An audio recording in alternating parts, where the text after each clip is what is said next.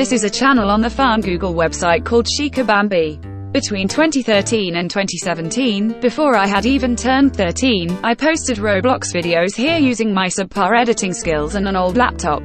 Most of these relics have been lost to time, but oh boy is there a story behind the ones that remain. This is a story of embarrassment, betrayal, and a mysterious disappearance.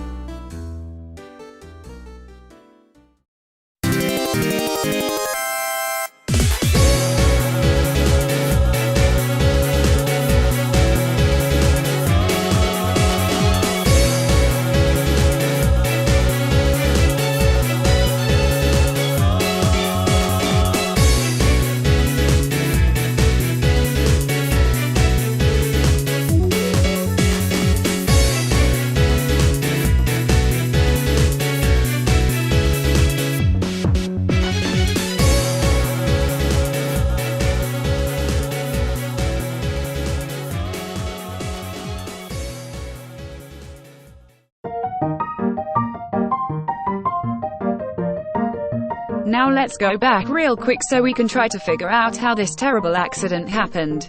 I, as a child, had a lot of free time, not a lot of friends and an overactive imagination. I also happened to have unrestricted internet access, which in hindsight was a bad idea. Imagine all the terrible things I put on the internet, like Roblox Power. The horror. I found out I could upload videos to YouTube when I was around 7 years old and I've never been the same since. I didn't even know what a video editor was until I was 10, so God knows what I was doing for those first 3 years, probably uploading individual PNGs to my YouTube channel. I uploaded videos whenever I felt like it for years while I was in primary school, and I'd make literally anything. Something I spent 5 minutes on. Yeah sure, just slap that on the internet. I'm sure my future self won't have anything to say about that. I kinda miss being that careless. Now that I'm older I want my stuff to be good, which sounds reasonable but in practice it means I hardly make videos anymore. But back then, even though all my videos were horribly different and had no sense of consistent branding, there was a general trend that connected them all. Ever since I was a little kid, I was a goddamn nerd who liked writing, so I wanted my videos to tell stories.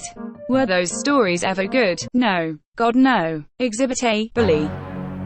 Bully is the story of someone who got called ugly one too many times and censored. Why did I decide to make a video about such a sensitive topic? Because movies are meant to have drama and suspense, and are. No, this is just a few Roblox characters standing around for 25 minutes arguing with each other. I thought this was good. The making of Bully was quite interesting. You see, remember how I didn't have many friends? I played most of the characters myself, using multiple devices. And when I was finished filming I slapped it all into Windows Movie Maker or something, added some dramatic music and hit render without watching over it. Needless to say, it was amazing. It was so good that I haven't been able to bring myself to watch it in 5 years. Let's watch it together, shall we?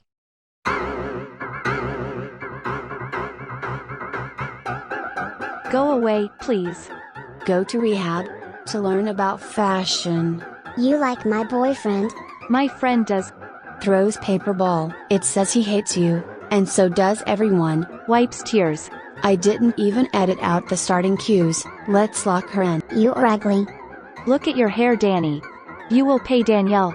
Do you like me? I won't, ever. I'm gonna call my boyfriend right now. I found out Cat kinda died. This video got 1 million views.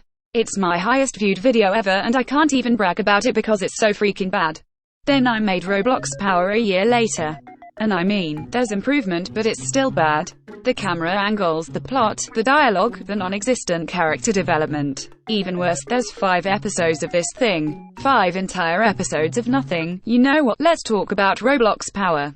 So there's 4 kids who were allegedly born with powers, so they were removed from their families and studied in a research facility.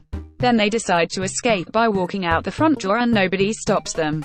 10 years later they're found by the directors of the research team. Oh man, these guys, how do I even begin?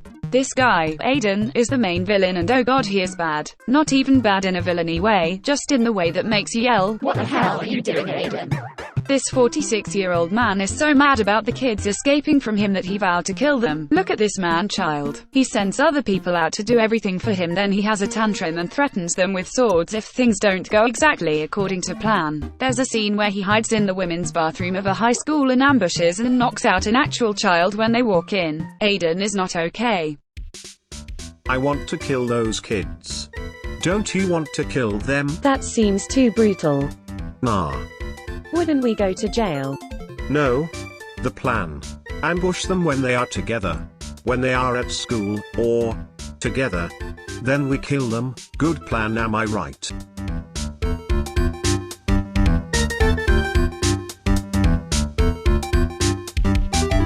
This dude is so violent for no reason, and he's honestly my favorite character just because of how stupid he is. Also, his design keeps changing between the episodes and it's so inconsistent, just like the rest of his character. I don't think I meant for him to be the most interesting character, but since these characters don't have many traits or anything that gives them substance, the angry guy who punches everything is the only unique one. Oh god, I have made something bad. Hey guys, I'm editing this video right now and I can't stop laughing. Here's a story. I was going through the Roblox power footage and I just realized there's this one song that plays almost every single time Aiden is on screen. Listen to this.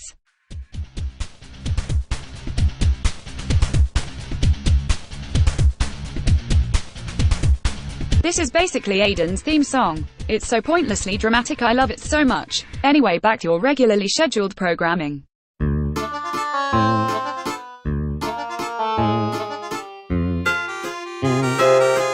As I was making Roblox Power, people found it and started watching my videos because for some reason kids watch this kind of thing. I don't understand it at all. Anyway, I made the first episode with 3 other people. By the time we started working on the second episode, there were around 10 to 30 people in the game I hastily copied and called my studio. You wanna know something interesting? When 10 to 30 kids all work on something, the likelihood of people making mistakes is increased greatly, and filming videos almost immediately stops being fun. It's almost like YouTube is kind of a stressful job. Who would have known that? Making videos is something I've always been passionate about, but at some point everything gets dull if you do it every day in an environment that beats passion and creativity to a pulp. I had a habit of taking semi-long breaks before coming out with more videos that were still bad. I mean, it's not like Roblox movies could ever be more than mediocre in my opinion, but they're meant to be something a bunch of kids make for fun. So my videos somehow got even worse once I stopped enjoying it. 12-year-old me was like, nobody will notice that I don't even like doing this anymore. Nobody. It's really obvious. Speaking of being 12 and bad at things and dumb, what the heck is Chica's design? I mean, it's not terrible when you make some changes, but it looks really ugly in my old videos. What is this? The porcelain white skin and pastel yellow dress? No, absolutely not. Commissions were expensive and I was too young to buy things online anyway, so I elected to make all my channel art myself. Since I was 12 and had only been drawing for a year, it all looked shockingly bad, but at least it was on par with the rest of my channel. I remember having this expectation that I would suddenly get good at things like art really quickly, and the fact that I wasn't already good had nothing to do with the fact I was 12 and was only because I was inadequate. I basically looked at YouTubers who were adults and held myself to the same standard, which only led me to feel more frustration, and that's why I gave up. So it turns out being a YouTuber is actually a kind of hard job, and 12-year-olds aren't that good at it. Speaking of things I sucked at, let's go through the list. This is a long list.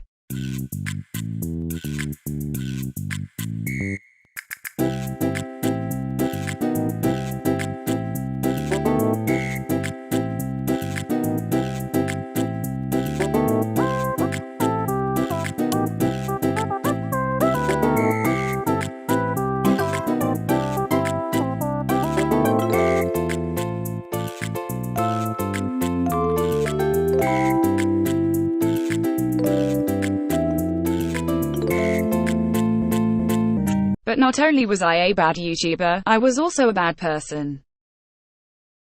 2017 was quite the year. I can barely remember anything that happened before the pandemic, but I know 2017 was that one year for me. Basically, puberty plus an entire smorgasbord of external factors meant I was a detestable, manipulative idiot for my entire YouTube career. This is standard fare for most kids, except I had a YouTube channel with a platform full of kids more impressionable than me. If that sounds to you like a disaster waiting to happen, then congrats, because it was. After a few months, I was involved in petty drama after petty drama, and I was the bad guy in literally all of them. I couldn't keep friends for more than a couple months, and to be honest, I barely understood why. I refused to look too deep into myself and accept that I was the problem, because I didn't want to admit that I had done bad things. I had too much pride. Now it is absolutely too late for an apology. Most, if not all of the people I've wronged have moved on like I have. I just figured that if I was going to revisit this channel, I had to talk about the bad things I did. I told a lot of lies. There were multiple instances where I distorted the truth of situations to not only paint myself in a good light, but to paint others who did nothing wrong in a bad light. I did this deliberately in an attempt to manipulate my audience, who I knew would believe me because of my platform. Being a YouTuber comes with a lot of responsibility, and evidently, I wasn't mature enough to handle it. So yeah, in the end I had a bit of a reputation, and there were a lot of people who didn't like me. Honestly, there weren't enough people who didn't like me. I said that there were a lot of external factors that caused me to be a bad person. That's a lot to unpack right there. Let's gloss over that for the sake of my privacy. I may have been struggling with my mental well-being, but that's not an excuse for my actions. By the time we got to around mid-2017, I was feeling done with my YouTube channel. I had been growing out of Roblox for a while but forcing myself to stick with it, and I wasn't enjoying it. I was bored, it stressed me out. Everything else was stressing me out too. One week my deadline crept up on me, and I hadn't finished that week's video, so I just decided to stop everything.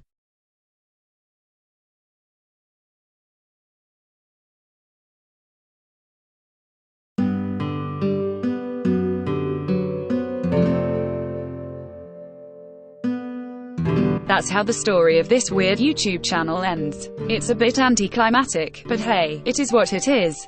As to why I was able to give up so easily, I think I remember feeling trapped by things like the reputation I built for myself. That much was entirely my fault. I don't recommend you go back and watch my old videos because you could be spending your time doing anything else, but if you watch them, you'd be able to see the quality on them was really bad. I mean, sure, I was 12, but I know I was capable of doing better than that even back then. I just lacked motivation because of the things I had done. I haven't done much video editing since I gave up on this channel. I've done some cool stuff for school projects, but other than that, nothing. I miss having a place and a community to share my videos. I'm never going to make more Roblox videos, except for the odd cheap joke, but I figured that if I wanted to start making videos again, it would be fun to revisit this channel for the last time. I've been trying to make this video since the start of last year. It's been through a lot of iterations, but I haven't finished it until now because my experience with this channel has made me into such a perfectionist. I posted a lot of bad videos. Hell, this one is probably going to be bad too, but that's just part of the process. If I want to get better, I have to actually do the work. All these ideas aren't going to realize themselves. I learned a lot from this clusterfuck of a YouTube channel, and what a wonderful learning experience it was. I learned to be more responsible with a platform, which is an important thing to know if you want to be a YouTuber. Some adults don't even understand how important it is. Making videos has always been my hobby, and being on YouTube is a good way to practice. If it weren't for YouTube, I probably would have given up when I was a little kid. I privated all of my videos a while ago, but most of them are back now. I had to keep some private, either because they were obsolete or because they contained jokes that aged really badly. The channel was in its prime during 2016, which was a terrible time, and I was a gullible kid, who probably idolized Leafy or something, I dunno. Anyway, if there's anyone who feels nostalgic for my content, it's there to stay. And now that the final video of Shikabambi is done at last, it's time to start something new.